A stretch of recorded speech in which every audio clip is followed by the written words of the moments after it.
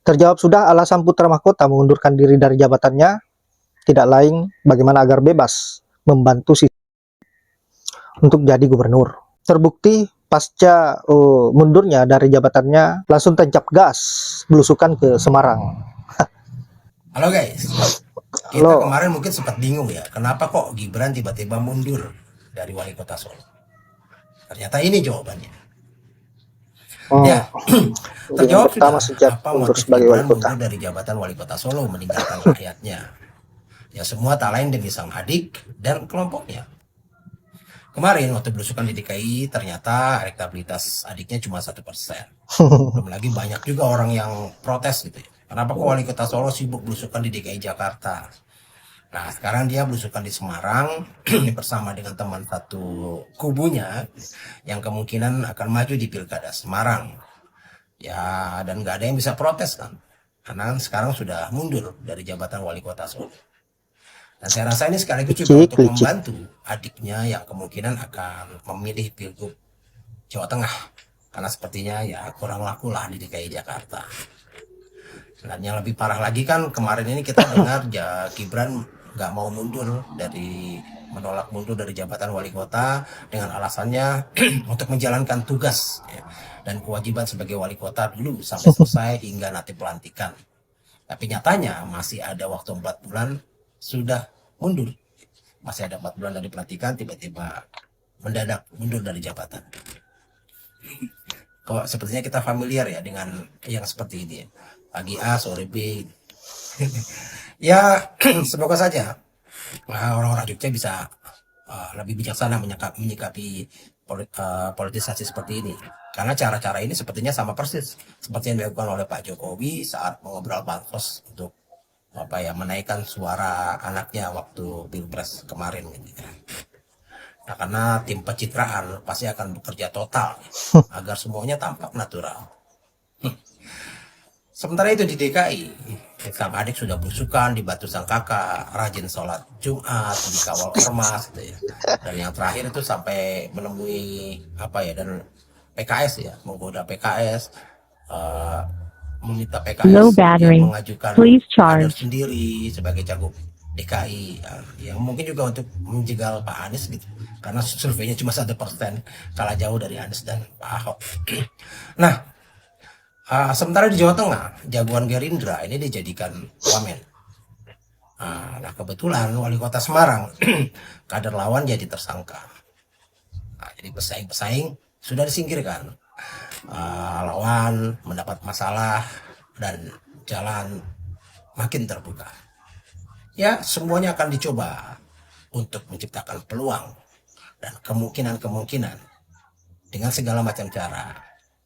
Yang penting menang. Salam. Anak presiden kan sama seperti kita manusia juga. Siapa bilang anak presiden sama? Kita itu nurut dan taat sama aturan. Tapi anak presiden gimana? Aturan, kebijakan yang nurut sama dia. Apa itu bisa dibilang sama? Coba jawab. Anda lihat ya, setiap kamera ditujukan kepada dia dan kemudian ditanya oleh wartawan, apakah itu wartawan televisi, radio, ataupun media cetak, ataupun online, dia tidak pernah menghadapkan mukanya ke kamera. Kenapa itu? Dia selalu berasal dari samping ya, engko ae nanti dulu segala macam dan sebagainya. Buat saya itu berarti dia tidak punya kecanggihan di dalam menjawab pertanyaan-pertanyaan media massa. Ya. Dan itu juga dia juga tidak berani menghadapi media massa. Coba Anda lihat ya, Anda boleh lihat seri doorstop dia dengan media massa. Selalu habis itu langsung udah nanti ya, langsung tutup jendela kalau dia di mobil. Atau kemudian ya nanti ya, pokoknya itulah saya inilah, langsung dia lari hibrid, kemudian masuk ke pintu dan ditutup pintu. Apa artinya itu? Itu yang tadi saya bilang, dia tidak punya keberanian untuk menghadapi pers. Dia kemudian juga tidak punya keberanian untuk misalnya menjawab pertanyaan-pertanyaan pers ya.